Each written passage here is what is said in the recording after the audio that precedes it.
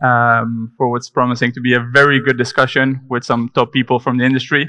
My name is Aviv Levy Shoshan, and I've been in the digital content creation game for years, having created content for 433, Barcelona, and Ajax, and together with the experience as well of managing a talent management agency called Double Tap, it has brought me like a deep appreciation and understanding as well of how important digital content creation is. Today, the panel's name is Content Creation is King, and it's more relevant than ever in today's global game. Social media and digital content have transformed not just how fans consume the game, but also how they interact with it online. And I'm joined by a great lineup of panelists. With me today, we have Adrián Segovia, Head of Content and Distribution in North America for LALIGA, Richard Pitts, Global Sales Director, Sports Sales Director for Getty Images, and Lucas Bugter, Business Development Director at 433. Now, before we start, I want to do a quick show of hands. So who has watched a game of La Liga this season? Okay, that's a lot of La Liga fans. Good for you, Adrián. Yeah? Who is following 433 on social media? Anywhere on social media? Cool. And who's ever bought a photo on Getty Images? That's me. Some very wealthy people in the audience, Richard. Reassuringly expensive. Well done, well done. Cool. Just before we start, I want to give you guys the opportunity to tell a little bit more about yourself, your experience, and also about your platform. So I'm going to start with you, Adrián. Good morning, everyone. Thank you so much to be here because you have the opportunity to go there or stay here. So thank you because you choose to be with us. I don't know exactly why, but I hope that you have a good time with us. My name is Adrián Segovia. I am the Head of Content and Distribution for Relevant Sport. One of the important things that I have is the joint venture with La Liga North America, 7 years working in this country in a completely different model for the European tournament. So it is a fantastic thing. 7 years meaning that we are doing great, because if not, we are going to be over, like happens sometimes if the business is not going well. So we are excited right now, having an excellent relationship with ESPN. And my background, I was working in Prisa Group a lot of years. And after I moved to Miami, and I was working in Univision and Televisa, like editor-in-chief in sport. I am super fan of Liga MX. I started in this country working in Liga MX. I am a Tigres fan. I love Tigres because in this moment when I was handling the tournament, you need to follow one team because if not, you are not going to feel passion for the tournament. So I was handled that, and after I decided to move to New York for this project because basically I had 35 years old. I was living in Miami and I had no opportunity to speak English. Because in Miami, you know that you have the opportunity to speak in Spanish all the time. More if you are working in a Spanish TV. So I moved to New York and I started to do my career there, 7 years right now, working in La Liga and Relevant Sport, super happy. New York is fantastic. I am from Madrid, no Real Madrid fan, Atlético fan. I know, maybe not the best, beautiful soccer, but very effective. Cholo Simeone is fantastic, and 12 years going to Champions League, so it's good. And yes, thank you for watching La Liga, and I think that is a very short introduction of myself. Thank you, Adrián. I don't think my life's as exciting as Adrian's is, as fast-paced, but it's great to be here. I'd always swap London in November for Miami, so thanks very much for your time and coming along. So I'm Richard Pitts, I work for Getty Images in the sports department. Now, Getty Images are a relatively young company in as much as we're 30 years old, but what they've done is acquired a lot of best-of-breed agencies in different areas of visual content and photography. And I came from one of those in All Sport, which is the world's leading sports photography agency, acquired by Getty Images. And I now work within our sports team based in London, looking after primarily rights holders in soccer. So I look after our agreement with UEFA, with FIFA, the FA in England, and many of the clubs as well. And that's a combination of them using our vast library of content, which is historical going back into the 1800s, us creating content for them to a specific brief, which fits all of their social platforms, but also their partner channels. And finally, them getting access to our library and then distributing their content on their behalf. So they may have their own libraries of content, which we then put onto the Getty Images platform for global distribution. So that's me. Thank you, Richard. Also applause for Richard. Lucas? Yeah, so I'm Lucas. I'm from Amsterdam, and I used to work as the head of digital for Endemol, where I was responsible for everything in the Netherlands for distributing content on the website, app, and socials of Fox Sports, which is now ESPN in the Netherlands. And I knew one of the founders of 43, and he asked me to come and grab a cup of coffee, and he said, Lucas, we're growing massively on Instagram, but we don't know exactly what we're doing. We're just with a handful of people, and we want to build out this this company. So I thought, well, this is a great adventure, and I started at 43, building the social team. And what we found out is that people loved our content, but brands were, well, kind of looking at us like, you're kind of a cool kid, but sometimes it feels like a meme channel, so we don't know actually how to be a part of this. So then I built the 43 Studios, which brought more quality content to this to the same audience. And then brands were saying like, okay, this is the moment to step in. And now we're doing quite well. We have over 115 million followers on our social accounts, reaching over 400 million unique accounts each month, and generating over 7 billion impressions. And I'm curious. So I saw. So again, who's following 43? All right. Who is following 43 on Instagram? Who's following 43 on another channel? So now I just see a handful of people, and so we're by far the biggest on Instagram with our 43 football community, and we're building out now to other social media and to our own app. What we're, I think, very good at is to inspire a young audience and do that in a way with a unique, compelling content, and we try to be ahead of the curve with new things. And I think we also did that with becoming a social channel with our own hosts. And that brings me to you, Aviv, because you were the first host on 43. It's true, it's true. So some time ago already, but yeah, it's true. 2017. Yeah. Yeah. Yeah. No, that was great times. Unfortunately, we didn't work together. No. We just, didn't overlap, but yeah. Oh, cool. Thanks. Applause for Lucas as well. Thank you for being here as well. Let's dive straight into it. So football fans today interact with the game in ways we couldn't even imagine a few years ago. How do you manage those new behaviors and also the shift in fan behavior basically recently? And how are you adjusting your strategies to keep up with the new consumption of football? How do we do that to keep up with the consumption of football? So what we're trying to do, so I think a really important thing is that we're creating social content 24/7, and we never do that live, but we're producing a lot of semi-live content. We're doing that by creating content around the stadiums, in the stadium, and show the fan experience. And at the same time, when Haaland scores a goal in the Champions League, we already created an illustration, posted on our social media, and then people interact on it. The younger audience is not watching 90 minutes of football anymore without holding their phone in their hand constantly. So we're trying to adapt on that behavior constantly. How's that for you, Richard? Yeah, so we have agreements with Double Tap and 433, so we're the library that's just fueling everything that they do. So they're reliant on us, A, getting quality content to them, but secondly, getting it in real time.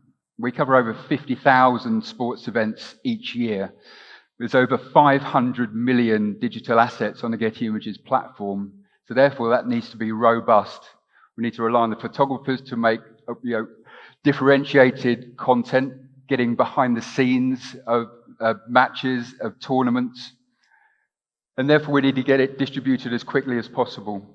The guys are coming onto our site minutes after a goal is scored in a Champions League game, expecting to see the best image, fully captioned, prepared, and ready to go. And that's what we're delivering. So we're very conscious that through our network of creators and photographers, we're moving with the times as well. What a key image was 10, 15 years ago isn't the same. So we need to think about the creativity that we're putting behind the briefs to make sure the likes of 433, Double Tap and Fabrizio and our rights holders are getting what they need. If I can tap into that for just a minute, because I just said before the panel that they are by far the fastest in this. And I love that because it's necessary. Like I said, before a match, we already prepare our own illustrations, our own artworks. But also, if something happens in the match, people want to talk about it. And they can talk about it in our community. We see ourselves as the biggest locker room in the world. So they want to have the conversation in there. And then the images of Getty are so necessary and to bring it as fast as possible. So, well, good job on that. Thanks very much. Yeah. Adrián, LALIGA has, of course, many fans from all across the world. You specifically are responsible for North America and Mexico. How do you manage to tailor your content for it to be relevant for those specific audiences? The first thing that you need is to understand the concept that the Spanish guys hate, that is independence. Independence. It's very important to understand the audience and the community. When I come into work to Miami, I have no idea what means the US Hispanic community. You have no idea if you are not coming here and understand. You think that maybe it's people with the same interest, with something that is similar, and it's not. It's people that is totally different between this. It's people that have a different consumption, so you need to understand that. And you need to understand that the content that you are going to produce in your country maybe is not going to perform in here, because it's impossible. Because maybe the personality or the story of the club that is here, oh, it is a good club, it's a super underdog, and I am going to connect with a lot of people. Maybe not. Maybe it's something that is a very local thing and it's not going to work and not to have performing if you don't understand how you are going to communicate there, right? So the most important thing is understand the community where you are. What is the best thing or the strong things that fit? Let me put you an example. One of the first events that we did in New York was in a very sophisticated place with the beer super expensive. And I remember that the people can buy a drink because this is not my audience. My audience is in Queens. My audience is La Raza. My audience is Hispanic. So I need to be there. Right now we are doing a lot of events there. It scares the community. And now the narrative has to tell a story. They don't want to know nothing about players that we are interested in Spain. They want to know something that more related with the players that they are interested in, the big teams, the things, and we need to connect with the audience. But I am not going to be the person that I am going to say, hey guys, we need to speak about that. No, because I am a Spanish guy. I need to have a newsroom here. I need to have people here that is going to tell the stories. Mexican speaking with Mexicans, Colombian speaking with Colombians, about La Liga and about the different topics. So one of the secrets that we have is the studio in Guadalajara. We are a little, I'm not going to say independence. We have something of autonomy, you know, that is the moderate word to show that I am doing another content that you are not doing in the headquarters, right? So I am creating a content here for the people here, you know, and it is to care the community. If I am trying to say about all of the different things that is not related, you are not going to have enough connection. Okay, we are strong, you are Real Madrid and Barcelona, so you have an excellent stories that is going to work alone, but what happened with the rest? You know, it's interesting, for example, when, bueno, I am speaking a lot, sorry, it's basically... No, it's okay, it's okay. I think it's nice to hear you rambling from side to side. But I want to stick with you for 1 second. So you mentioned some things are not as relevant to people here than to people in Spain. Let's take Iago Aspas, for example, from Celta. Do you think, is that like a good example? That's probably not as relevant for here, so you don't sell him? I work a lot about that. Yeah? I work a lot about that. Or Osasuna, for example? How can introduce in the United States a new talent that is not going to relate to legends in La Liga that maybe has less marketing, right? And it is a very challenging thing. So, for example, I create a content in TikTok with Elisha, is a wonderful talent, with the narrative that he has and he's doing for TikTok.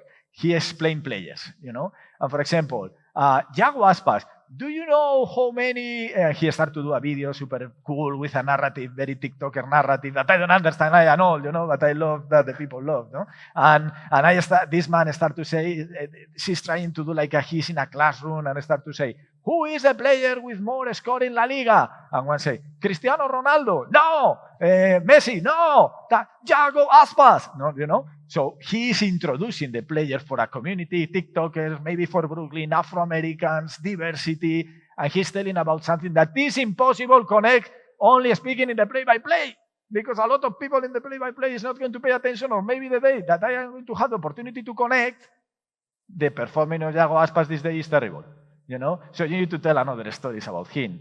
Why, and also, you put me an example that is easy because he played in Liverpool. So Premier League is strong. And also, when we have this bridge between English teams, sometimes it's easy to connect with or try to tell a story for that. It is, for example, a way to introduce for a very deep community in soccer some names that maybe have not the popularity that you have in Spain with them.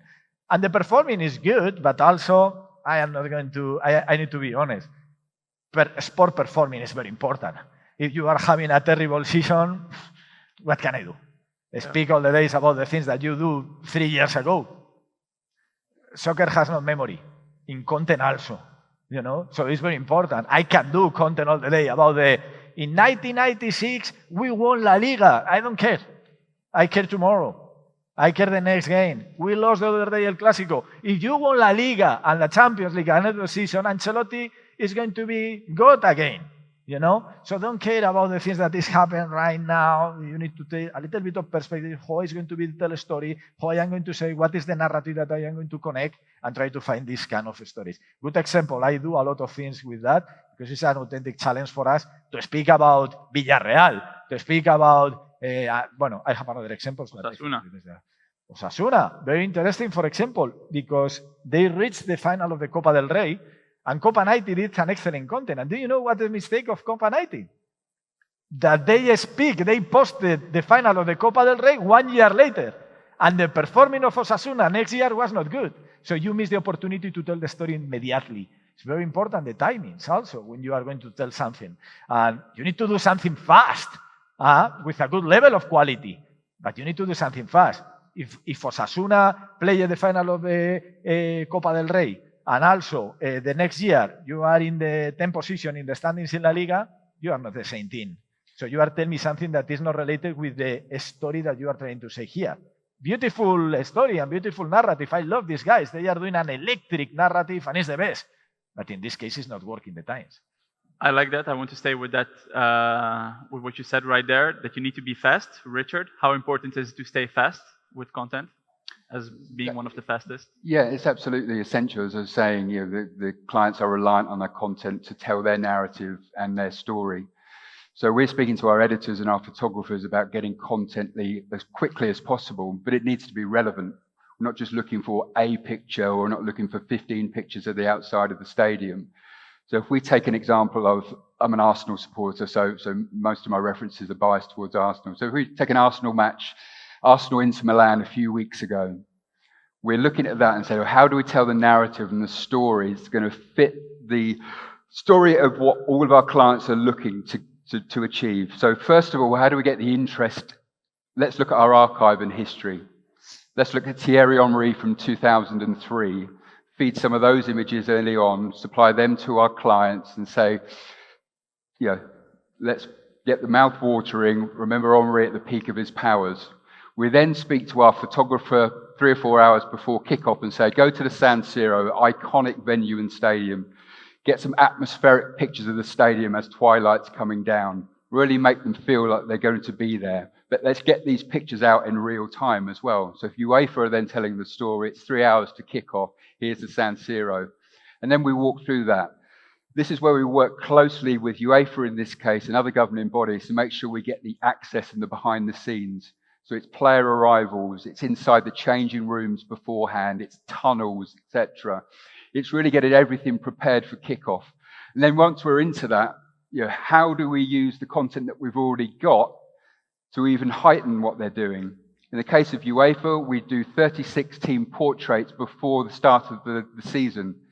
Therefore, for goal alerts, those player pictures are popping up. We're using quality content of the goals that they've scored. Unfortunately, it was one penalty for Inter Milan. And then it's the reactions to wrap everything together. In this case, it's not just the joy, it's look at the despair of the Arsenal team, look at the frustration of the manager as well, to make sure it's all together. This all needs to be pretty much in real time. If we can get to 30 minutes after the end of kickoff, after the end of the game, we want to say to our photographer, have you got a content capsule? Could you create a photo book that says this story of the match? So if we can do that, then we've achieved what we set out to do. But as with anything, speed now is absolutely of the essence. Lucas, same question for you. How important is speed? Very, very, very important. As I said, we always want to be the fastest with the news. Do that in a personal way, that people have the idea that they are talking to a person with 43. But we know when we publish it at first, it's doing very well in the algorithm. Everybody wants to connect on a certain post. And therefore, then again, it's very helpful to have these pictures as fast as possible. And also from your perspective, so you guys are putting out the content, but you guys, whenever you post something, it also has to be good. The quality has to be good. The caption has to be good. It has to be relevant.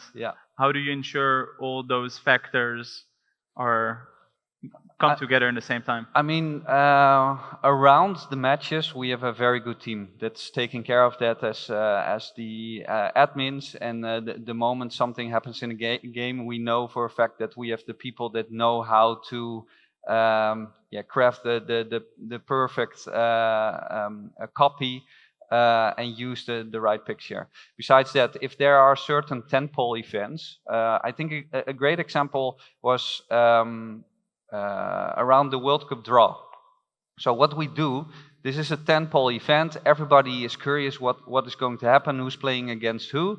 And then we already create artworks. And one of the examples was Neymar holding the Brazilian flag in his hand. And then in the background, you saw the flags of the countries who they were playing against. Again, then we have to rearrange this illustration very fast once we know which countries they are playing against.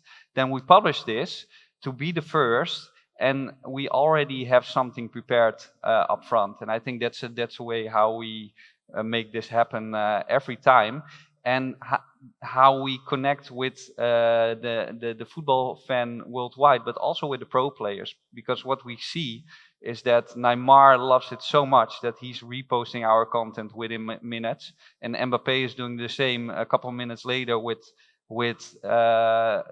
France. And I think that's a great way how to build community together with the pro players as well. And as well as always in the football world, we know it's very tricky. If a result goes one way or the other, you have to adjust your content. I think in terms of the platforms that we have here today, we're a bit more neutral, but still a lot of content goes to waste, right? Yeah, still a lot of content goes to waste, especially also around transfers. So we've created so many illustrations because we thought a transfer was going to happen and then it didn't, so we can throw it in the trash. And as you're saying, we're a bit neutral. We really want to enjoy the beautiful game together. And one of the co-founders of 43 is the former pro player Demi de Zeeuw. And he always disliked a bit the way the old-fashioned media was approaching football, with a lot of criticism and negativity. And he really wanted to show the positivity of football and celebrate this all together. And that's what we're trying to do with every post we're publishing on our channels. Thank you. Adrián, let's speak a little bit about visual storytelling and also multiple platforms. So we know that for each different platform, you need a different strategy. How do you guys take care of that within LALIGA? Yeah, it's true. And inside the platform also you have a different features. So you have a different thing related with that. we have a different strategies. We have people that is organically natural for this platform. So, for example, we have a very solid right now content creators club that is people that this is a very good exercise because you need to be super humble and say, okay, I need to open a little bit my guidelines and I need to be trust in people that knows natively the platform better than me. And it is something that is a very good exercise if you connect with these people and these people is growing with you. I love to have TikTokers that still is not really high because they are going to win a lot of money in the future, but not with me. So it's very important to take these people that is growing with you and creating the content in this moment and start to do a very good narrative and consistency. And this is something that is going to be strong. So it is the moment that I love to capture the talent and start to grow with me. And it is something that we are doing with them, but they need to tell me what is the narrative there. I am not going to tell these guys the things that they need to do. Okay? Of course, I can have the trends and the content that is happening in TikTok, but they need to tell me what is the content that they are going to create. They are trying to be a little bit flexible in the guidelines of editorial lines that you are going to apply there. The second thing that usually is a narrative that's working very well is just to build something long and after cut, to do a clipping for a narrative story. So a digital story. So for example, if you are going to do a streaming, you are going to do a live, the clipping is working well in some different structures. It's something that is doing everyone. I love when the people say, podcast. How many podcasts is listening to people? Honestly. When I say how many podcasts, I say full podcast. You watch a couple of clips of the podcast. No, because I don't want to speak about that. This is a consumption. But a lot of people say, I follow this podcast. No, you follow the clips of the podcast. Or you know about this podcast because the clips. But you never listen to this podcast full. We have like a 700 podcasts per hour. It's impossible that the people listen. And after you go and take the metrics and say, it is the metrics. Oh, but why you are mixing the metrics of the native podcast here and you put the metric of the clips in Instagram because it's performing better? So it's something that works, but your original idea was to create a podcast, was not to create a clip, So it's something that is working well. Okay, you are going to do a narrative and a streaming or anchor show, something long, and after you are going to capture the best moment and you are going to post it in a different narrative. Short video is working very well, so you need to understand that it is something that you can create specifically for that, or you are going to create something, capture things that you are doing a little bit longer. The secret of the highlights, but we think that the highlights is the goals, and it's not. I remember that in Relevant Sport, one of the best highlights that we have for the ICC is Griezmann playing with one fan doing toques con la cabeza, with the head. This is a stupid video. It's the most stupid video that I saw in my life, like millions of views.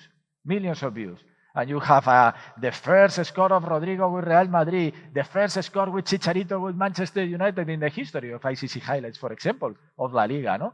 And one stupid video that is Griezmann doing a couple of things with one support, the best video. You have these kind of things with the highlights. The power of the highlights, but not the power of the goals. That is something interesting that is there.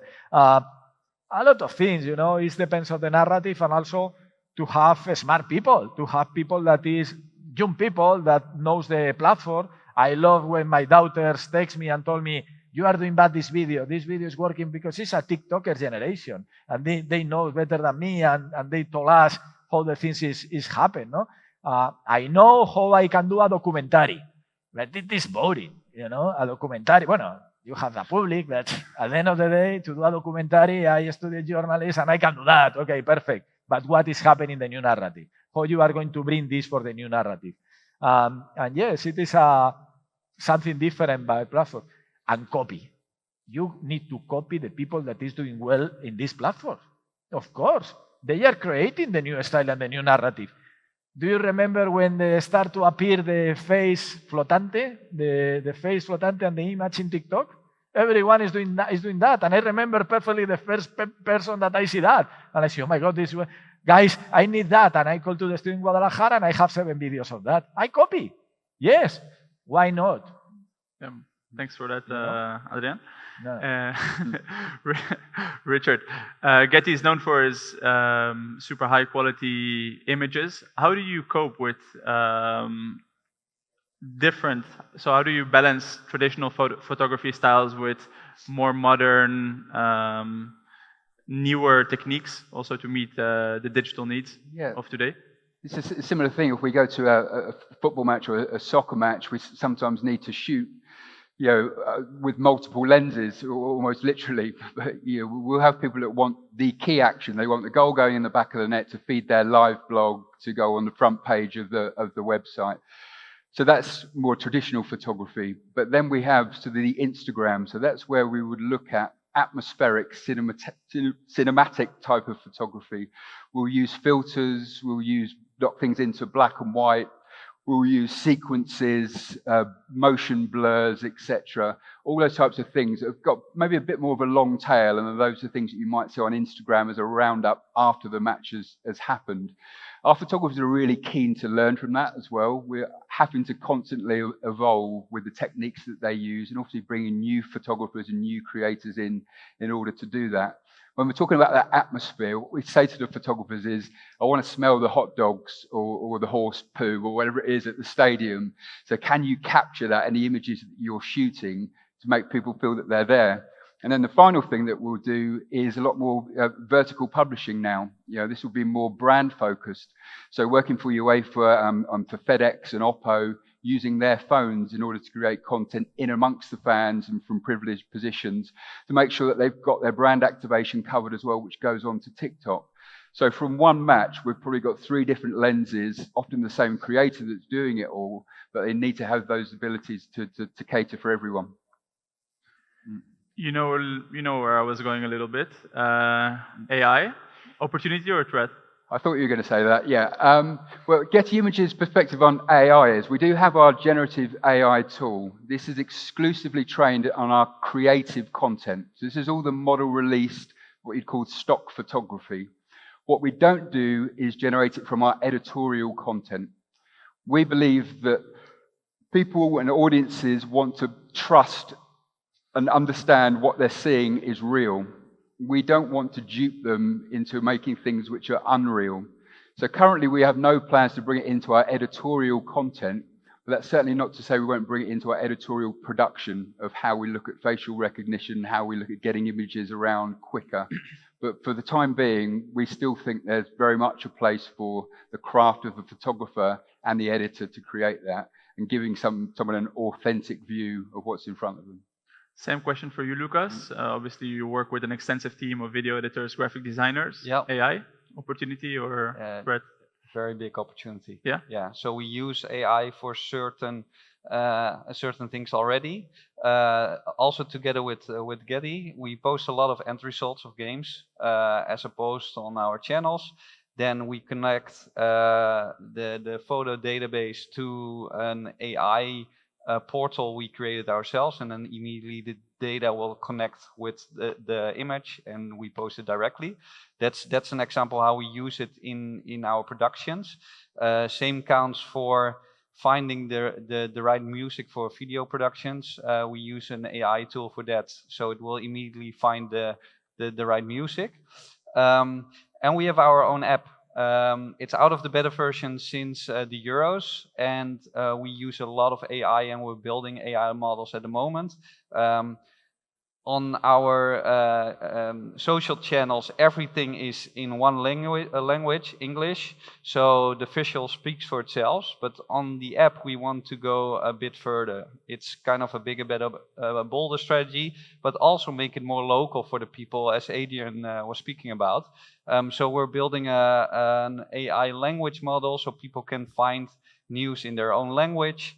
We're building a quiz model so we can build quizzes specifically for each audience and really make it a personal experience within the app. So AI is a huge help in that. Okay, so people should download the 423 app, right? Yes, okay, do it. Cool. So this is also what we did last time, a little promotional commercial break. You guys can also plug something if you want. Richard, is there anything you would like to plug to the audience here? What have we got? I'd say stay tuned. Obviously, the next 2 years are coming up in the USA. You've got the Club World Cup in 2025 and the FIFA World Cup coming in 2026. So we're already planning for those events. We're starting site visits. We're thinking about the infrastructure that we need to deliver it. Obviously, it's a huge event, the World Cup in particular, with 48 teams across 3 different countries. So the content that we're looking to create there is already in the planning. We're thinking about the portrait shoots that we capture of all 48 teams beforehand. What new methods, techniques can we use on those images in order to make them resonate with the audience, but also have real relevance throughout the whole tournament? And the final thing is we need to start picking our team as well. This is one of the hard things when you work at Getty Images. The Olympics, the World Cup are obviously these huge events that everyone wants to shoot. So they all put their hands up to do it. So it's very much a process of who gets what, who leads our team, make sure that that demographic is correct, make sure that we've got diversity within the group and we've got different skill sets in there. But yeah, huge, obviously, 2 years coming up for soccer in the US. Adrián, anything you would like to plug? I don't understand the question, sorry. What is the question? Is there anything that you would like to sell to the audience? To sell? Yeah? Watch La Liga? Yes, Watch La Liga is a fantastic tournament, you know, guys. We have all the ingredients just to be a perfect tournament. You have a lot of mystery, passion, drama. It's a wonderful tournament. And also, you know, a lot of people say, no, Real Madrid, Barcelona, Real Madrid, Barcelona. No, it's not true. We have a wonderful teams. We have an incredible teams that is doing an incredible soccer. They are doing an incredible projects in this country, incredibles. You have Villarreal with a lot of academies. You have Celta de Vigo, that is an extraordinary team in the north of Spain, there in Galicia, and is doing all the wonderful things that is doing a wonderful representation of this area right now with only one team in the first division and is fighting with the big teams.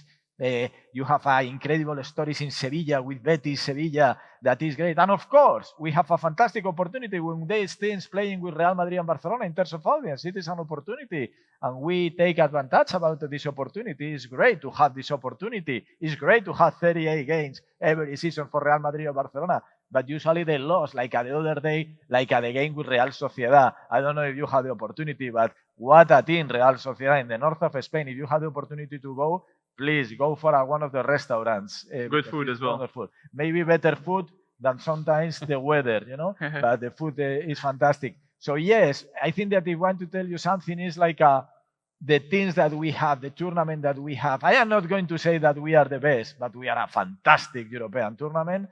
And we are so happy to have a very, very, very personalization and located content here, just to bring the product for the audience that we have in the United States. And not an Spanish guy telling the things. No, no, no.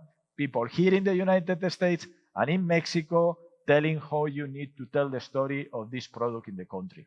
So in our final few minutes, I want to stay with money in football, and especially branded content and sponsorships. I know the 3 of your platforms doing a lot of branded content and also work with content creators. What makes a successful branded content partnership in your eyes? One of the most important things that we have in the studio in Guadalajara that is part of our identity is to have a branded content. We know that the most important thing, look guys, if we are not doing money, I am not going to have a studio there. We are not going to create content. That is the reality. So we need to be super sensitive with the necessities of the advertisers. And the good news is that they love content because content is working very well and is connected. Then if you are a betting company, you can put a graphic with your quotes or you can tell a story, and usually the tell story is going to work better. If you have a talent that is telling the opportunity that you have to bet, it is only an example.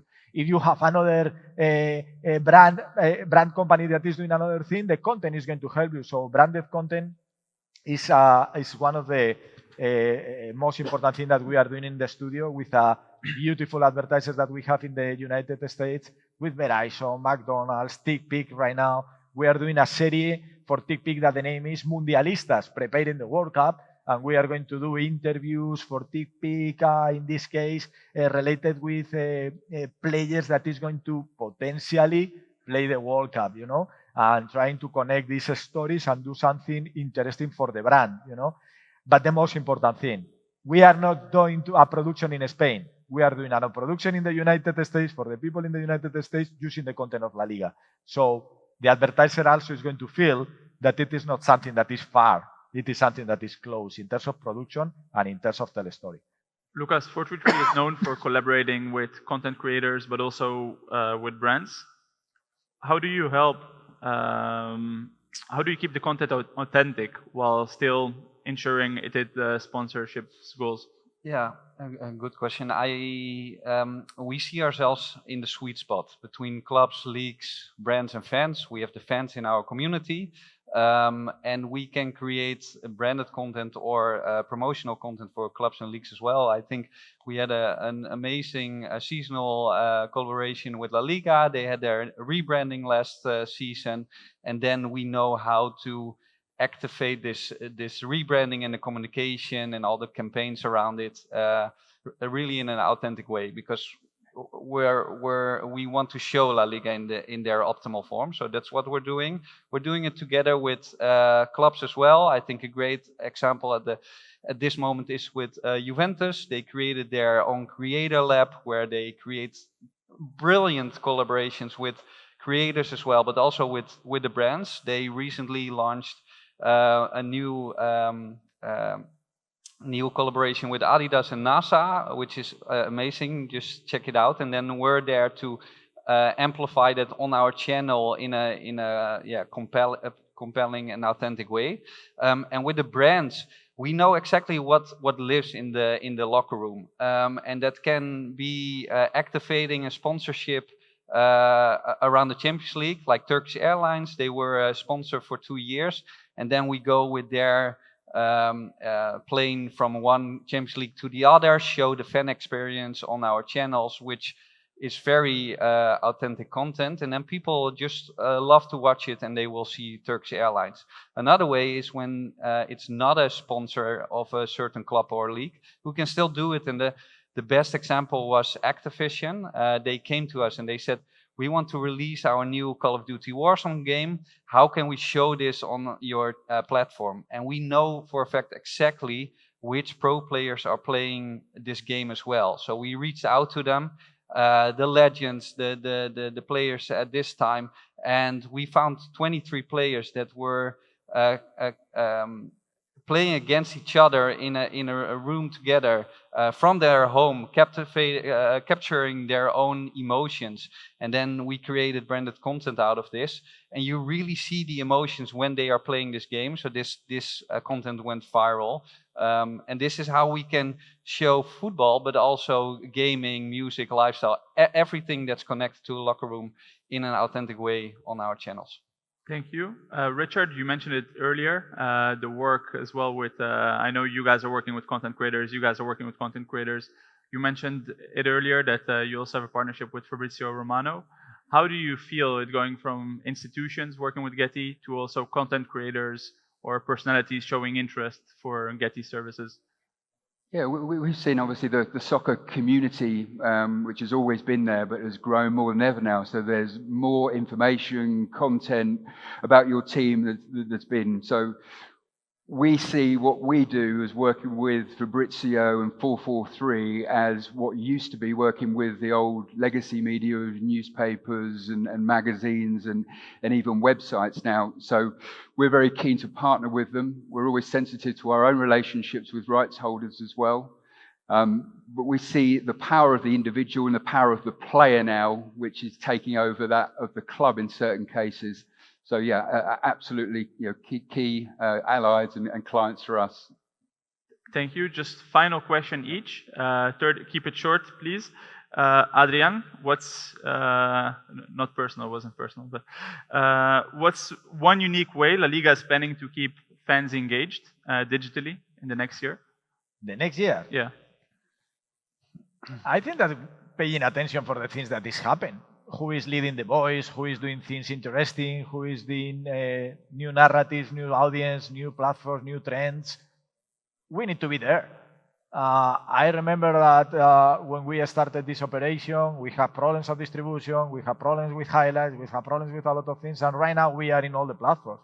I don't care about exclusivity. I love to have talent that is speaking about another leagues, speaking about Messi, MLS, fantastic. We need to put the voice of La Liga there. We need to put the narrative there. So it is fantastic. We want to be in the conversation of soccer in this country, and we are going to do. Richard, what's one of your favorite shots captured by Getty? The non-Arsenal ones, it would be Lionel Messi at 2022 World Cup. So our photographer Sean Botterill captured him on the shoulders of Sergio Aguero, the crowning moment for the greatest player of all time. That image was then picked up by Messi himself, and to this day is still the world record holder for the most liked image on Instagram. So 75 million likes. Wow.